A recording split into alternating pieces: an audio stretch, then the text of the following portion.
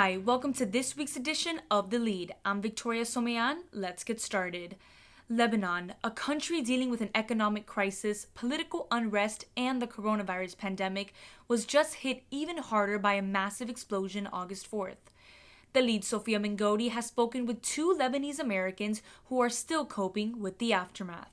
An explosion that was felt within a 180-mile radius, but shocked the entire world. A warehouse holding over 3,000 tons of ammonium nitrate exploded in Beirut, leaving at least 150 people dead, more than 5,000 injured, and an estimated 300,000 homes damaged. Ammonium nitrate is a common fertilizing agent and the main ingredient in explosives used in mining. Winona Nasser, a Lebanese American, first heard of the incident through a Twitter video. Nasser felt worried for her entire extended family that lives an hour and a half from Beirut. If you could imagine, all of a sudden, your social media feed is filled with pictures of your hometown and everything is on the floor. Windows, doors, parts of buildings are missing. Everything has been turned into rubble. A place that you know and love is now gracing your screen every 30 seconds in complete and utter destruction. According to the U.S. Geological Survey, the blast is considered to be equivalent to a 3.3 magnitude earthquake. Nasser believes donating to NGOs like the Lebanese Red Cross and Impact Lebanon will help the thousands of people who have been displaced. There is no amount of money that can replace any of the people who are hurt or who have died. Another Lebanese American, Nadiman Jamal, decided to organize a vigil in Gainesville. Over 25 people attended, but Jamal wishes she could do more for her country. Even doing the vigil, this is just less than 1% of what I really want to do. It's just to, have a moment of silence for the lost lives and just to let the Lebanese community abroad know that we're thinking of them and that even though we're living somewhere else, we have a lot of advantages here, our heart still breaks for them. Jamal's family lives 2 hours from Beirut, but says they still felt the impact. Even though we don't have family in Beirut, you always feel that you're connected to everyone there. So their loss is our loss, their destruction is our destruction. At times like this, you feel that the whole Lebanese people are just one. Both Nasser and Jamal encourage people to continue to donate to the different NGOs and educate themselves on Lebanon's political history. For The Lead, I'm Sofia Mengodi. Both women believe the silver lining of the disastrous explosion is giving some more international attention to Lebanon's struggles. Now let's shift gears to a local mental health advocacy group that's hoping to get financial support for its health services.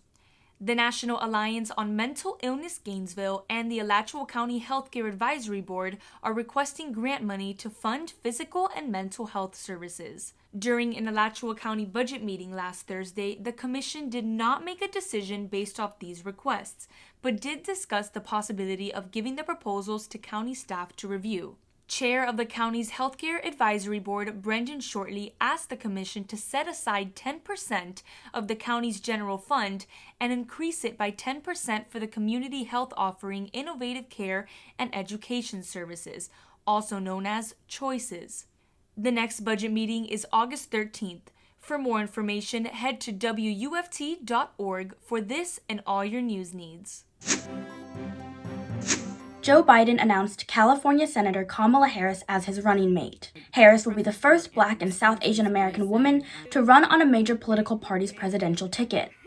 Harris ran her own campaign for president before dropping out in December. She will join Vice President Mike Pence on October 7th in Salt Lake City for the first vice presidential debate. Many see voting as an important way for citizens to actively participate in society. The Lead's Ophelia Jacobson takes a look at the different ways people are choosing to vote this election. With primary elections coming up on August 18th, Floridians are preparing to cast their votes. This year, voters have three options: early voting, voting by mail, or voting on Election Day. According to votebrevard.gov, 44% of all ballots voted for the 2020 presidential preference primary were mail-in ballots.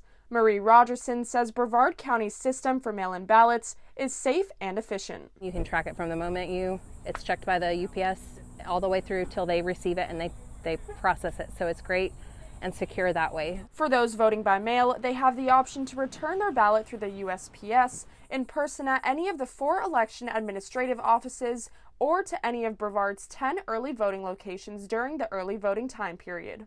The Viera Regional Community Center is one of those locations where you can turn in your mail-in ballot. People are also arriving here to cast their ballots in person. Well, I have to take my daughter back to Vanderbilt and one to UCF, so I wanted to get it out of the way.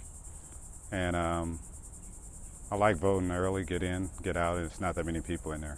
For Brevard County resident Anthony Hickman, voting is an important part of his community. For me as African American, it's because people bled and died for the voting rights, so I don't take it for granted. I always try to get in and voting and get it done. Among the offices up for grabs this election, state committeemen and women, state representatives, circuit judges, and school board positions. For example, in Brevard County, our school board races will be determined in the primary, and that's probably one of the most crucial races we have at all, so people have to turn out and vote. Early voting will continue until August 15th. Voters will also have the option to cast their ballots on Election Day. For The Lead, I'm Ophelia Jacobson. From coronavirus to the primary elections, there's a lot going on in the world, but we're here to give you the gist of everything happening right now. The Lead's Carla Kakouris has the top 3 stories you need to know before the end of the week. You've heard of French wine, Californian wine, and even Spanish wine, but Taiwan refuses to be left out of the mix. The winemaker won France's prestigious international wine competition back in March. He hopes with this win to bring the wine enthusiast back to the Asian country. In the Sunshine State, Disney has just announced it will reduce park hours next month in the wake of rising COVID-19 cases. The company sent an email to pass holders earlier this week with a notice that all 4 theme parks will cut down on hours. Magic Kingdom and Hollywood Studios will be closing an hour earlier than usual, and Epcot and Animal Kingdom will close 2 hours earlier than normal. More updates are available on the Walt Disney World website. Lastly, Pope Francis has made a historic first by announcing 6 women to senior Vatican positions. The 6 ladies were appointed to the Vatican's Council of Economy. The females are from all over the world, Germany, Spain, and Great Britain, to name a few. Besides being women, they all have one thing in common. They all have financial backgrounds. A total of 15 members sit on the council. That's it for this week's episode of The Lead. I'm Victoria Someyan. Thanks for watching.